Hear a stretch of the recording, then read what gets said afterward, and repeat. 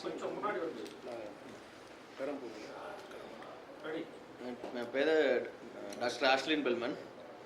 நான் பெரம்பூர் தொகுதியில் வேட்பாளராக போட்டிடுறேன். அனைத்து மக்களும் எனக்கு ஆதரவு கூறி நல்ல வெற்றி தெரியுமாறு தாழ்மையுடன் கேட்டுக்கொள்கிறேன். என்ன சார் விஜய் மாதிரி பேச முடிச்சிட்டீங்க, தெளிவாக சொல்லுங்க, பேசுங்க.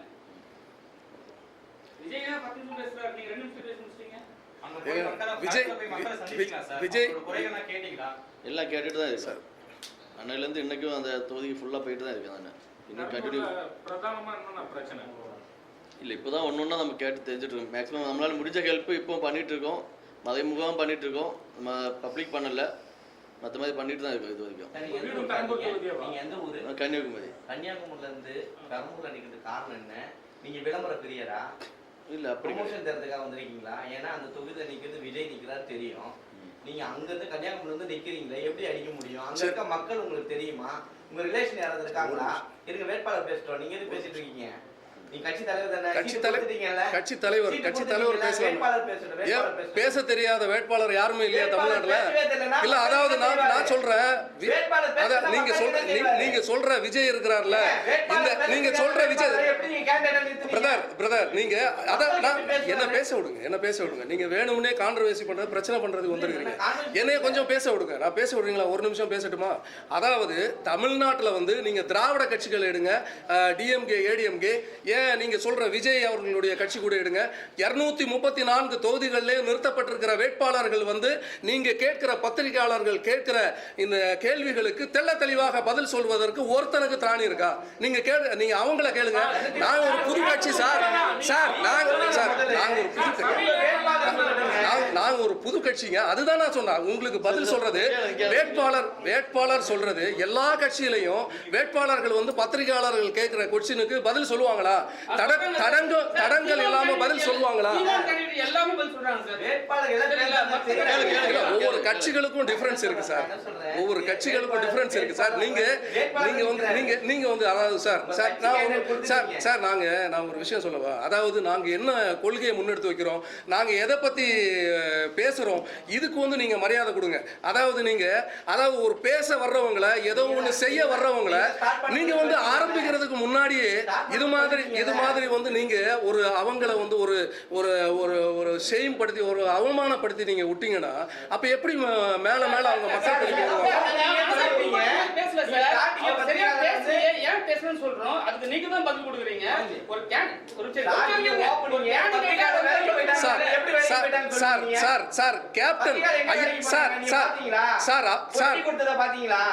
என்கிட்ட சொன்னாங்க. இங்க இருக்கிற லீடிங் சேனல் எந்த சேனல், அதாவது லீடிங் சேட்டலைட் சேனல், ஒரு 6 சேனல் என்கிட்ட வந்து பேசுனாங்க. அதாவது நீங்க விஜய்க்கு எதிராக பேசுனீங்கன்னா நாங்க பைட் இப்போ எடுத்து லைவ் போடுறோம் அப்படின்னு சொன்னாங்க. அதுக்கு என்கிட்ட வீடியோ ஆதாரம் இருக்கு. ரைட்டா? நான் ஏன் போய் சொல்லணும்? நான் எதுக்கு பேசணும் சார்? நான் என்னுடைய கட்சி, சார் நீங்க சொன்னீங்களா பெரம்பூர் மக்களுக்கு வந்து மறைமுகமான சில ஹெல்ப்லாம் பண்ணிட்டு இருக்கோம். என்ன மாதிரி உதவிகள் பண்ணிட்டு இருக்கோம் அதை வெளிப்படையா சொல்லுங்க. ஏன்னா இப்ப நீங்க அரசியல்வாதியா இருக்கீங்க, என்ன மாதிரி ஹெல்ப் பண்ணீங்க, அந்த மக்களுக்கு என்ன மாதிரி பயன் அடைஞ்சிருக்காங்க சொல்லுங்க. பெரம்பூர்ல எந்த ஏரியா மக்களுக்கு உதவி செஞ்சிருக்கீங்க? ஆக்சுவலி நான் தொழில் பண்ணிட்டு இருக்கேன். தொழில் இல்ல சார், என்ன ஹெல்ப் பண்ணீங்க, என்ன மாதிரி பலன் வந்து பெரம்பூர் மக்கள் அடைஞ்சிருக்காங்கன்னு சொல்லுங்க. இது பண்ணிருக்கேன். ஆக்சுவலி பல இடங்கள்ல பல பிரச்சனைகள் நான் பண்ணிட்டு இருக்கேன். உங்களுக்கு எல்லாமே கிளியர் பண்ணிட்டு இருக்கேன். நான் இல்ல எந்த தொகுதியில சார் பண்ணிருக்கீங்க? அந்த பெரம்பூர்னா பெரம்பூர் மட்டும் கிடையாது, ஒரு சில குறிப்பிட்ட தொகுதிகள் சார். பெரம்பூர் டோட்டலா எனக்கு ஆல்ரெடி தமிழ்நாடு பூரா, நான் ஒரு வாரத்தை பேசிட்டுப்பா, தமிழ்நாடு பூரா பெரிய பெரிய கட்சிகள் எந்த கட்சியும் வந்து எந்த தொகுதியிலையும் அந்த தொகுதிக்கு உட்பட்ட வேட்பாளரை வந்து நிறுத்துறத கேண்டிடேட்டா நிப்பாட்டுறது இல்லை. நீங்க காங்கிரஸ் கட்சி எடுங்க, நீங்க வேட்பாளர்களை பாருங்க, எல்லாமே இறக்குமதி வேட்பாளர்கள். நீங்க விளவங்கோடு தொகுதி எடுத்து பாருங்க. விளவங்கோட்டில் வந்து கேரளால இருந்து ஒரு தர கேண்டிடேட்டா வந்து விளவங்கோட்டில் நிப்பாட்டி இருக்கிறாங்க சார். அப்ப நீங்க பெரிய இல்ல, நான் மற்றவங்களை குறிப்பிட்டு தான் சார் சொல்ல முடியும். நீங்க சார்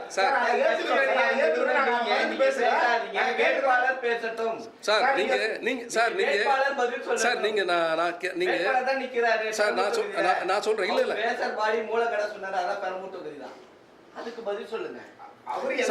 அதாவது அவருக்கு வந்து பெரம்பூர் மக்கள் பெருவாரியான வாக்குகள் கொடுக்கட்டும். இனிமே வந்து பெரம்பூரிலே அவர் இருந்து மக்கள் பணி, மக்களோடு மக்களாக களமாடி என்னென்ன மக்கள் பிரச்சனைகள் இருக்கோ, இன்னைக்கு அடிப்படை வசதியான குடிநீர் வசதி அங்கே இல்லை.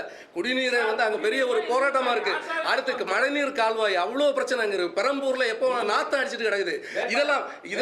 இதெல்லாம் வந்து எந்த கட்சிக்கும் வந்து கண்ணுல தெரியல சார். இந்த குறைகளை தீர்க்கிறதுக்கு தான் இப்ப களத்துல வந்து இறங்கி இருக்கிறோம். கண்டிப்பா இந்த குறைகளை தீர்க்காம எங்க போவோம்? அதாவது 10,000 வாக்குகள் இவர் பிடிச்சா கூட கண்டிப்பா இவர் அந்த தொகுதியில இருந்து வேலை செய்வார். நாங்க எல்லாம் இங்கதான் இருக்கிறோம்.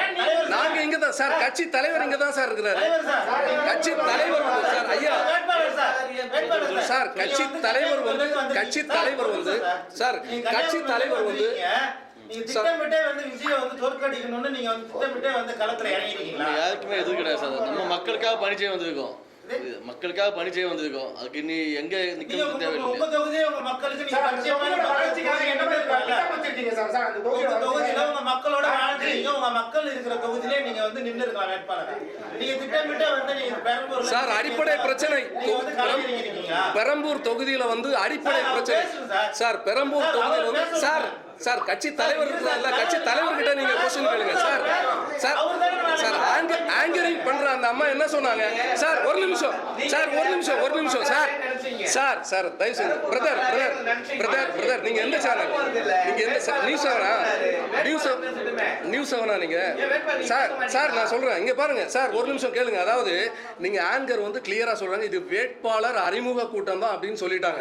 அப்ப நீங்க வேட்பாளர் அறிமுகப்படுத்திட்டோம் ரைட்டா? நீங்க உங்களுடைய கேள்விகளை வந்து நீங்க வந்து தலைவர்கிட்ட கேளுங்க. நீங்க எந்த கேள்விகள் வேணாலும் நீங்க கேளுங்க, நான் சொல்றேன், பதில் சொல்றேன். ஆனா நீங்க பெரம்பூர் தொகுதியில நீங்க என்ன क्वेश्चन வேணாலும் நீங்க என்கிட்ட கேளுங்க, நான் சொல்றேன். ஏங்க நான் சென்னையில இருக்கிறவன், கட்சி தலைவர் வந்து சென்னை. அடிப்படை பிரச்சனை குடிநீர் அங்க இல்லைங்க. குடிநீர் இங்க பாருங்க. அதாவது 10 நிமிஷத்துக்கு ஒரு வாட்டி ஒவ்வொரு சந்து எல்லாமே வந்து டிராபிக் ஆகுது. இப்பயும் வந்து குறுகலான குடிசைகள் அகற்றப்படல. இன்னும் மக்கள் குடிசையில வந்து வாழ்ந்துட்டு இருக்கிறாங்க. அவங்களுக்கு வந்து அதாவது இப்போ அண்ணன் சேகர் பாபு அவர்கள் வந்து இப்போ ஒரு 2000 குடிசைகள் இருந்தவரை மாற்றி இருக்கிறாரு. ஏன் நான் டிஎம்கே கட்சிக்கு ஒரு கேள்வியை வைக்கிறேன், முன்னிறுத்தி வைக்கிறேன். அதாவது உங்களுடைய கட்சியை சார்ந்தவங்க எல்லாம் கஞ்சா கடத்தியே 5000 கோடி 10,000 கோடி சம்பாதிச்சு கொடுத்துறாங்கல்ல, உங்க கட்சி கொடுத்துட்டாங்கல்ல, 5000 கோடி 10,000 கோடி கொடுத்துட்டாங்கல்ல. நீங்க அந்த 10,000 கோடி கஞ்சா கடத்தின காசை எடுத்து அங்க இருக்கிற மக்களுக்கு வந்து நல்ல தூய்மையான குடிநீரும் நல்ல தங்குற வசதி ஒரு நல்ல ஒரு அபார்ட்மெண்ட் எடுத்து கட்டி கொடுக்கலாமே, நீங்க ஏன் கொடுக்கல? அதுதான் நான் கேட்குறேன். அது பெரம்பூரில் நீங்கள் பண்ணலாமே. ஏன் பெரம்பூரை வந்து நீங்கள் 5 ஸ்டார் கண்ட்ரி மாதிரி நீங்கள் மாற்றலாமே, ஏன் மாற்றுறதுக்கு முயற்சி பண்ணல? இப்பயும் வந்து அதாவது நாத்தம் சாக்கடையில் தங்குற மக்கள் இப்பயும் அங்கே தான் தங்கிட்டு இருக்கிறாங்க. இங்கே எந்த மாற்றமும் இல்லை. இல்லை அதாவது சார் இப்போ சார் 5 கட்சி இருக்கு சார். 5 கட்சி இருக்கு சார். இல்லை நான் அவரை சொல்லல சார். நான் அவரை நான் சொல்லவா உங்களுக்கு சார்? நான் சொல்லவா சார்? நான் ஃபர்ஸ்டே சொன்னேன். அதாவது இங்க ஜனநாயக ஆட்சி இல்லை, மக்களாட்சி இல்லை. இங்க வந்து பணநாயகத்தை கொடுத்து ஜனநாயகத்தை வந்து சாவடிக்கிற ஆட்சி. இதை நான் ஏன் சொல்றேன் தெரியுமா உங்களுக்கு? அது நீங்க சொல்றீங்கல்ல சேகர் பாபுன்றவர், அந்த சேகர் பாபுன்றவர் வந்து என்னோட கேண்டிடேட்டுக்கு போன் பண்ணி மிரட்டி இருக்கிறார் தெரியுமா? என் தொகுதியில் நீ நிக்க கூடாது. மொபைல் இருக்கா? எடுத்து காட்டுங்க. எவிடன்ஸ் அவருடைய பர்சனல் நம்பர்ல இருந்து பேசியிருக்காங்க. இங்க என்ன மக்களாட்சி நடக்குது? இங்க என்ன மக்கள் உரிமை இருக்கு? அதாவது தமிழ்நாடு முழுவதும் வந்து எந்த தொகுதியில யார் வேணாலும் போய் போட்டியிடலாம் அப்படின்னு சட்டம் ஏத்துனது யார்? நீங்க தானே. அப்ப சட்டம் இருக்குல்ல, அப்போ வந்து நின்னா ஒரு அரசு ஆட்சியில் இருக்கிற நீங்களே வந்து இது மாதிரி பண்ணா நீ ஏன் தொகுதிக்கு ஏன் வந்த? நீ வந்தா உண்டு இல்லைன்னு ஆக்கிடுவேன். நான் இன்னைக்கு சொல்றேன், நாளைக்கு நாங்க எலெக்ஷன் ஒர்க் ஸ்டார்ட் பண்றோம், கான்டெஸ்ட் பண்றோம், மக்களை சந்திக்கிறோம். எங்க கட்சிக்கு எந்த பிரச்சனை வந்தாலும் அதுக்கு பொறுப்பு வந்து டிஎம்கே தாங்க, சேகர் பாபு தான் பொறுப்பு. நான் சொல்றேன், நீங்க எழுதுங்க. உங்களுக்கு திராணி இருக்கா? நீங்க பேசுறீங்களா சார்? நீங்க பேசுறீங்க சார். நீங்க பேசுறீங்க உங்க கட்சி தான் இருந்து நீங்க ஏதாவது ஒரு போராட்டத்தை கையெடுத்து எந்த போராட்டம்? துறைமுகத்துல இருந்து பல லட்சம் கோடி போதைப் பொருள் வந்து கைப்பற்றிருக்காங்க. சரி, இதே பிஜேபி கவர்மெண்ட்ல எப்ப கைப்பற்றிருக்காங்க? கடந்த ஆண்டுல எடுத்து பாருங்க. நீங்க கடந்த ஆண்டு எங்க கட்சி அதுதானே நீங்க சார், எங்க கட்சி 3 வருஷத்துக்கு உட்பட்ட கேள்விகளை நீங்க கேளுங்க. 3 வருஷத்துக்கு உட்பட்ட கேள்வி. இதே இடத்துல வந்து இன்னொரு பிரஸ் மீட் வச்சோம், அதுல நான் இதெல்லாம் பேசியிருக்கிறேன். நான் நீங்க சொன்ன இந்த மக்கள் பிரச்சனை பேசி கையில எடுக்காத நீங்க வந்து இன்னொரு கவர்மெண்ட் வந்து குறை சொல்லக்கூடாது.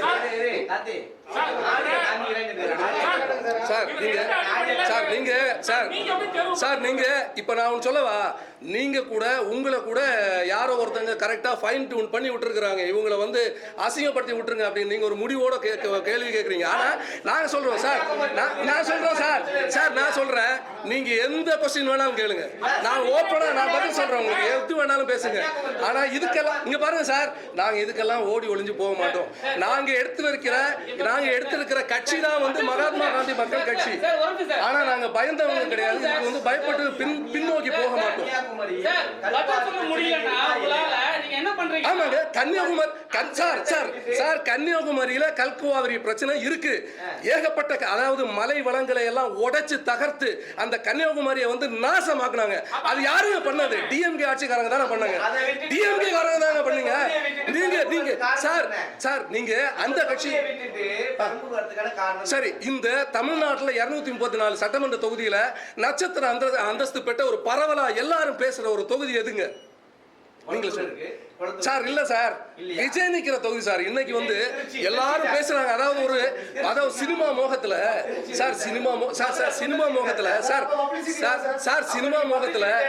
சார் நீங்க சினிமா மோகத்துல இன்னைக்கு ஜனங்கள் எல்லாமே வந்து அதுல கட்டுண்டு கிடக்குறாங்க. அப்போ இந்த விஜய் மோகத்துல இன்னைக்கு நிறைய பேர் வந்து எல்லாமே பெரம்பூர் பேசுறாங்கல்ல, அப்ப நாங்க அந்த பெரம்பூர் தொகுதியில இருந்து தான் நாங்க முதல்ல ஆரம்பிக்கணும். இதுதாங்க எண்ணம் சார்.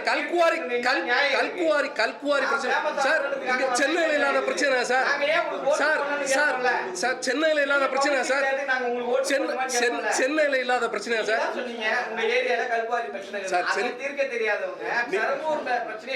சார் நீங்க சென்னை சார், இந்த தமிழ்நாடு பூரா நீங்க தமிழ்நாடு பூரா எல்லா இடத்துலயும் பிரச்சனை இருக்கு. பிரச்சனை இல்லாத ஒரு தொகுதி நீங்க சொல்லுங்க. தமிழ்நாடு முழுவதும் உள்ள 234 தொகுதியிலையும் 234 விதமான பிரச்சனைகள் இருக்கத்தான் செய்யுது. அதுக்காக எந்த கட்சி நடவடிக்கை எடுக்குது? அதாவது எந்த கட்சியில எந்த தொகுதியில் நின்னாலும் அங்க ஒரு பிரச்சனை கையில் எடுக்கிறதுக்கு நமக்கு சோர்ஸ் வந்து கொடுத்துட்டு தான் இருக்கிறாங்க ஆளுங்கட்சியினர். சார் நீங்க காசு கொடுங்க நிறுத்துறோம், நீங்க ஒரு 50 கோடி ரூபாய் கொடுங்க நிறுத்துறோம். சார் இவரை எப்படி தேர்ந்தெடுத்தீங்க? இவருதான் வேட்பாளரை எப்படி நீங்க தேர்ந்தெடுத்தீங்கன்னா, மகாத்மா காந்தி மக்கள் கட்சி 10 விரல்ல பிரேஸ்லெட் எல்லாம் எப்படி இவரை நீங்க தேர்ந்தெடுத்தீங்க? சார் 10 விரல்ல பிரேஸ்லெட் போட்ட உடனே சார் 10 விரல்ல பிரேஸ்லெட் போட்ட உடனே ஒரு மனுஷனுடைய மனசு வந்து மாறிடுமா நீங்க கண்டுபிடிச்சிருக்கீங்களா? நீங்க அவர் மகாத்மா காந்தி மக்கள் கட்சியில ஒரு கேண்டிடேட்டா நிக்கிறதுக்கு தன்னை அர்ப்பணிச்சு நிக்கிறாருல்ல, அவருடைய 10 விரல் மோதிரத்தை வச்சு நீங்க என்ன பண்ண போறீங்க? நான் ஒண்ணுமே போடல. அதுக்காக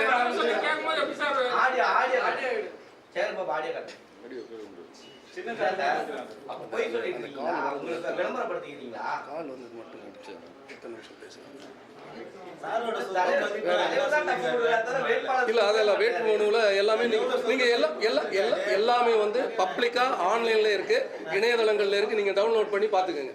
அதெல்லாம் கவர்மெண்ட் சைட்.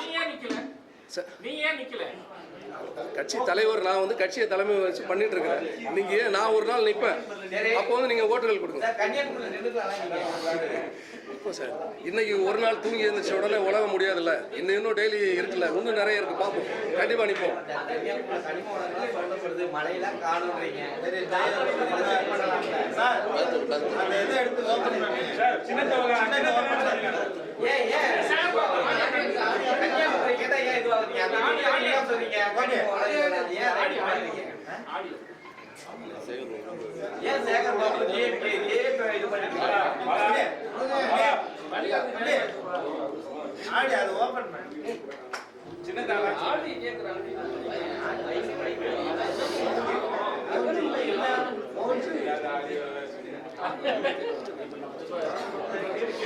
சிம்பிள் இது பண்ணிடலாமா? ஆடியோ இருக்கா இல்லையான்னு செகண்ட் சரியா? இப்ப வந்து நீங்க வந்து பிரஸ் வந்து கூப்பிட்டு வச்சு என்ன சொன்னீங்கன்னா, எங்களை டார்கெட் பண்ணி கேள்வி கேட்கறீங்க. கேள்வி கேட்கறது தான் சார் எங்களோட சரி தரமான கடமை சரிங்களா? அதை நீங்க வந்து நீங்க சொல்ற ஒரு வார்த்தை என்னன்னா, நீங்களே எங்களை டார்கெட் பண்ண யாரா இருந்தாலும், இந்த இடத்துல விஜயா இருந்தாலும், இந்த இடத்துல வந்து ஸ்டாலின் சாரே இருந்தாலும் நாங்க கேள்வி கேட்போம் சரிங்களா? அது எங்களோட உரிமை. ஆனா உங்களால பதில் சொல்ல முடியாம இருக்கிறதுக்கு இதுனால நீங்க வந்து எல்லாரும் மேலே குற்றச்சாட்டு இருக்க கூடாது. அதுக்கு நீங்க கண்டிப்பா மன்னிப்பு கேட்டாங்க. நீங்க கேட் சார் நீங்க ஸ்டார்டிங்கே பொட்டி வாங்கினீங்கன்னு சொல்றீங்க. அதனால அவர் நீங்க உண்மைதான். நீங்க கேட்ட கேள்விகளுக்கு நான் பதில் சொல்லியிருக்கேன். ஸ்டார்டிங்ல நீங்க கேட்ட எப்படிப்பட்ட கேள்விகளா இருந்தாலும் சொன்னீங்களா இல்லையா? எப்படிப்பட்ட கேள்விகளாக இருந்தாலும் முன்னெடுத்து வைத்தாலும் அதுக்கு பதில் சொல்லணும். நான் அந்த பதிலை தான் சொல்லியிருக்கிறேன். வேட்பாளர் பேசவே நான் அந்த பதில் தான் சொல்லியிருக்கிறேன் உங்களுக்கு. என்ன திட்டங்கள் வச்சிருக்காருன்னு தெரியலையே. இவனுக்கு கிட்ட எப்படி தப்பிச்சு போலான்றதை யோசிச்சுட்டு இருக்காரு தவிர என்ன திட்டங்கள் வச்சிருக்காரு. பெரம்பூர் டிராபிக் இருக்கு, நீங்க அதை சொல்ல மாட்டாரு. டிரைனேஜ் ப்ராப்ளம் சொல்ல மாட்டாரு. எதுவுமே பேச மாட்டாரு. குடிசைவாழ் பகுதி சொன்னீங்களா, அதை சொல்ல மாட்டாரு. எந்த பகுதியில குடிசை இருக்குன்னு சொல்லுங்க. உங்களுக்கு தேவையான எல்லா கருத்துக்களையும் நான் சொல்லிட்டேன்.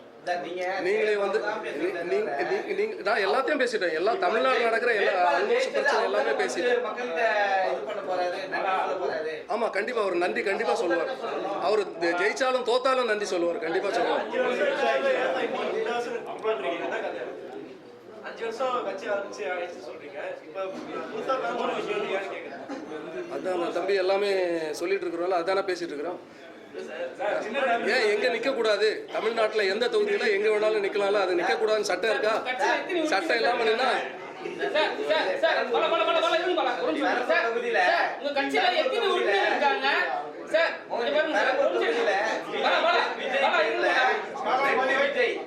ரெண்டு ஜோசப் அவரு தனியா மொத்தம் 5 கேண்டிடேட் நிக்கிறாங்க. அதுவே அவர் எப்படி டேக்கிள் பண்ண போறான்னு தெரியல. இதுல பேசாத கேண்டிடேட்டை கொண்டு வந்து பிரஸ் மீட் வேற. இந்த பிரஸ் மீட்ல பத்திரிகையாளர் பணம் வாங்கிட்டாங்க வேற. உங்களால திட்டத்தையே சொல்ல முடியல, எங்க மேல குறை சொல்றீங்க. எப்படி சார் என்ன சொல்றீங்க? விஜயே 5 பேர் இருக்காங்க. அந்த விஜய்க்கு பேருக்கு 5 பேர் நிக்கிற கேண்டிடேட் நிக்க போறாங்க. சரி, அவராலே நிக்கட்டும். நான் தான் சொன்னேன்ல, எத்தனை பேர் வேணாலும் நிக்கலாம். அதுக்கு பதில் சொல்ல மாட்டீங்க. சரி, ரெண்டாவது இல்லைங்க நான் ஒரு நிமிஷம் சொல்றேனே. நீங்க நான் சொல்றேனே, நீங்க சொல்றீங்கல்ல 5 கேண்டிடேட்டை நிப்பாட்டி இருக்கிறான்ட்டு. நான் தான் சொல்றேன் 5 பேர்ல 500 பேர் கூட நிக்கலாமே. இது மக்களாட்சி தானே நடந்துட்டு இருக்கு. அப்ப மக்களாட்சி நிக்கத்தான் செய்வாங்க. பேசவே மாட்டாருங்க. அது நிக்கதான் எல்லா வேட்பாளர்களையும் நீங்க பேச விடுங்க சார். நீங்க எல்லாம் நீங்க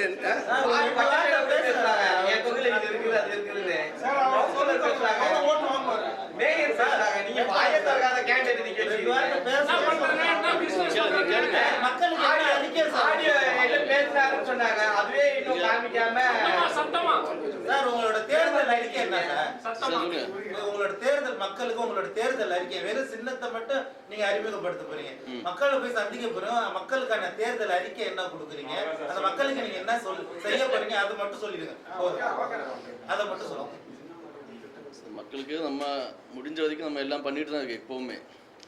அதை என்ன பண்ண போறீங்க? அந்த பிவி கார்டில் கேட்டால் தெரியும். அங்கே எல்லா மக்களுக்கும் நான் மேக்ஸிமம் என்னோட முடிஞ்ச எல்லாமே பண்ணிட்டு தான் இருக்கேன். பண்ணாது கேட்கல. என்ன நீங்க மக்கள்கிட்ட போய் தேர்தல் அறிக்கை என்ன சொல்லி வாக்கு எழுத போறீங்க? டிராபிக் இருக்குன்னு சொன்னாங்க. டிராபிக் ஏதாவது கொண்டு வர போறீங்களா? கிளியர் பண்றீங்களா? பாலங்களும் கொண்டு வரீங்களா? அந்த மியூசிக்கா குடிசை பகுதி இருக்கு. நீங்க இதை வந்து ஆளுங்கட்சிகிட்ட கேட்க மாட்டீங்க, ஆட்சியாளர்கிட்ட கேட்க மாட்டீங்க. இது மாதிரி சின்ன சின்ன கட்சிகள் வந்து அவங்கள கேட்பீங்க. நாங்க என்னங்க பண்ண போறோம்? அங்க வந்து கண்டிப்பா ஒரு கேண்டிடேட் கொடுத்து பாருங்க. தமிழ்நாட்டில் வந்து இந்த 234 தொகுதியில ஒரு தொகுதியில வெற்றி பெற வச்சு பாருங்க. அப்புறம் நீங்க கேளுங்க, வெற்றி பெற வச்சுட்டு நீங்க வந்து கேளுங்க. எந்த கொஸ்டின் நீங்க கேட்டாலும் அவர் பதில் சொல்லுவார். நீங்க கேட்கறதுக்குள்ள கணீர் பதில் சொல்லுவார். அவரும் பண்ணிருந்தாரா? அவங்க பஸ்ல பண்ணி கொடுத்துட்டாரா? உங்க ரிஜெக்ட் ஆயிருந்தா அவர் போயிருப்பேன்னு அந்த காலத்துல தான் நீங்க போட்டுருக்காருன்னு நினைக்கிறேன். அந்த பேச்சு நாங்க கேட்டுட்டே இருக்குமே. நீங்க என்ன திட்டம் வச்சிருக்கீங்க சொல்லுங்கன்னா அந்த மக்களை கேளுங்க. அந்த மக்களை அப்ப அங்க இது வரைக்கும் அந்த தொகுதியில என்னெல்லாம் கேட்கறாங்களோ அதெல்லாம் பண்ணி கொடுத்துட்டு இருக்கேன். இனி மேற்கொண்டு அவங்க என்னெல்லாம் கேட்கறாங்களோ என்னால முடிஞ்ச வரைக்கும் அதை பண்ணதான் செய்வேன். அவங்களுக்கு அது நம்ம ஜெயிச்சாலும் சரி தோத்தாலும் சரி தான் நாங்கள் பண்ணதான் செய்வேன். அன்னையிலேருந்து இன்னைக்கு வரைக்கும் தொழிலதிபராக இருக்கு, நிறைய பிஸ்னஸ் பண்ணிட்டு இருக்கேன். இன்னைக்கு வரைக்கும் எல்லாம் ஹெல்ப். அதே மாதிரி பெரும்பு தொகையில் எனக்கு ரொம்ப வேண்டாம். ஒரு 200-300 பேர்கிட்ட இன்னைக்கும் நான் பண்ணிட்டு தான் இருக்கேன். நேரத்துக்கு வரைக்கும் பண்ணியிருக்கேன் நான். இல்லை சார், நேரத்துக்கு பண்ண விஷயம் சொல்றேன் சார். அதாவது சார் அதாவது சார் நீங்க சார் இதுதான் அரசுடைய டெக்னிக். அதாவது தமிழக அரசு என்ன நினைக்குது அப்படின்னா, தமிழுடைய ஆட்சியாளர்கள் என்ன நினைக்கிறாங்க அப்படின்னா, அதாவது ஒரு 4 கட்சிகள் 4 கட்சிகள் டிஎம்கே, ஏடிஎம்கே இது போல பரவலாக இங்கே தமிழ்நாட்டில் வேரூன்றி இருக்கிற 4 கட்சிகள் மட்டும்தான் இங்கே ஆட்சி அதிகாரத்தில் இருக்கணும். புதுசாக எந்த கட்சிகளும் வந்து எந்த ஒரு அரசியல் அங்கீகாரத்தையும் பெறக்கூடாது என்பதில் ஒரு முனைப்பாக இருக்கிறாங்க. அதோட அடையாளம் தான் இது. அதாவது சுயேட்சைகள் எங்கள் இண்டிபெண்ட் கட்சிகள் எல்லாத்துக்குமே வந்து சிம்பிள் அனௌன்ஸ் பண்ணதே நேற்றுக்கு அனௌன்ஸ் பண்ணால் எங்களுக்கு அதுக்குண்டான வேலைகள் வேலைகள்லாம் செஞ்சு முடிக்கிறதுக்கு 5 நாள் டைம் எடுக்கும். இதுக்கு எந்த இன்னும் எங்களுக்கு ஒதுக்கப்பட்ட நேரம் வந்து வெறும் 5 நாட்கள் தான். இந்த 5 நாட்களில் எங்கே கொண்டு போய் சிம்பலை ரீச் பண்ணுறது? இது எனக்காக மட்டும் இல்லை, தமிழ்நாட்டில் தேர்தலில் வந்து கான்டெஸ்ட் பண்ணுற ஒட்டுமொத்த வாக்காளர்களுக்கும் இண்டிபெண்டன்ட் கேண்டிடேட்டுக்கும் இந்த பிரச்சனை தான் இருக்கும். பாருங்க, ஃபர்ஸ்ட் வந்து என்ன பண்ணுவாங்கன்னா அதாவது வேட்புமனு தாக்கல் பண்ணுறப்போ அதை ரிஜெக்ட் பண்ணி எப்படியாவது அங்கேயே வந்து நோகடிச்சு விட்டுருவாங்க. அது இல்லாத பட்சத்தில் அது வந்து அக்செப்ட் ஆகி வந்துச்சு அப்படின்னா இதே மாதிரி ஒரு தர்ம சங்கடத்தை கண்டிப்பாக கொடுக்குறாங்க. இது எங்களுக்கு மட்டும் கிடையாது, எல்லாருக்குமே இருக்கு.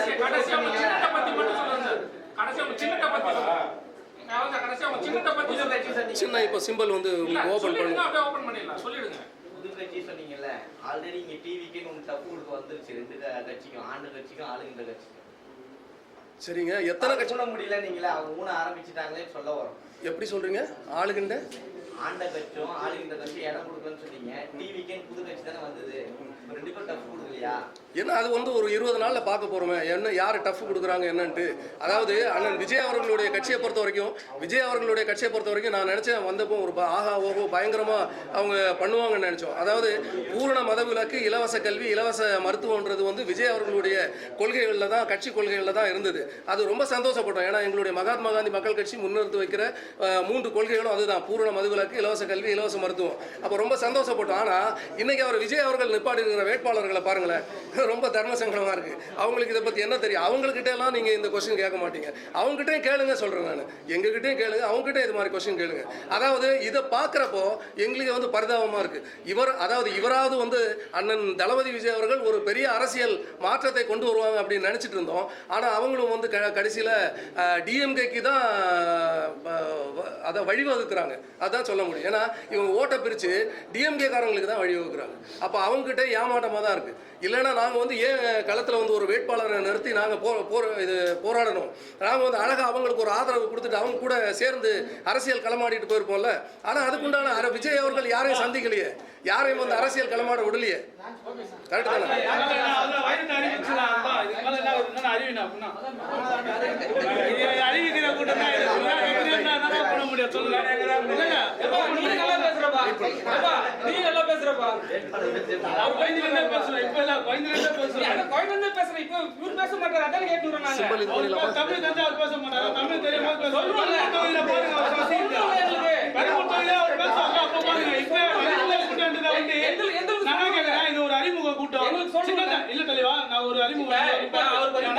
சரியா தெரியாதுன்னு சொன்னா நீங்களே புரிஞ்சுக்கணும்.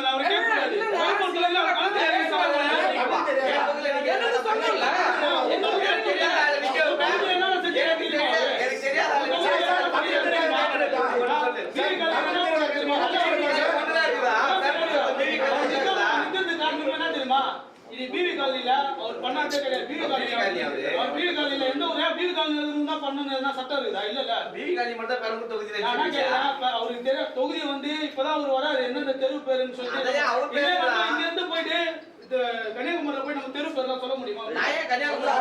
அவர் வந்து செய்யற மக்களை வந்து நீங்க ஒரு இடத்துல வந்து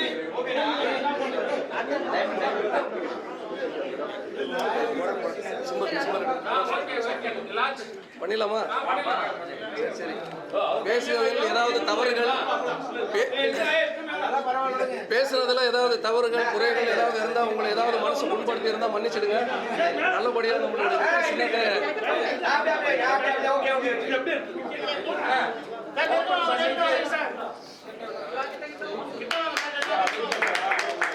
கையிலே வைரம், சின்னமும் வைரமா? மனசு வைரம்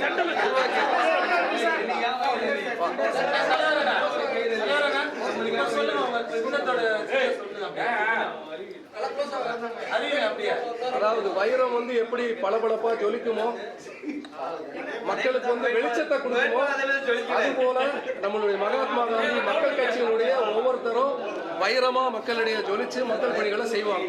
அதுக்கு சிம்பலா வைரம்.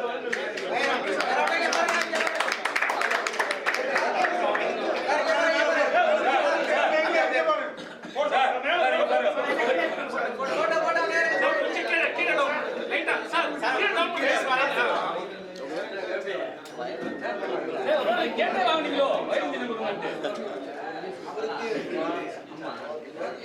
அப்ப வீட்டுக்கு ஒரு வேணும் குழந்தைங்க ஒன்னா வைரஸ் பேர்